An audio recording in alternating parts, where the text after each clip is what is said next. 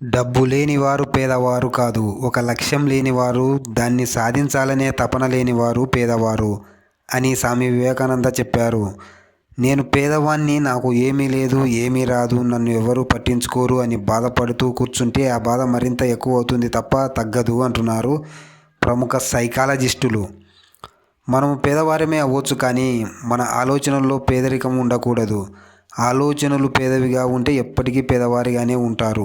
మన ఆలోచనలు రిచ్గా ఉండాలి. నేను ధనవంతుని అయ్యాను అని ఆలోచించడం మొదలు పెట్టాలి. ఆ దిశగా ఒక్కో అడుగు ధైర్యంగా ముందుకు వేయాలి.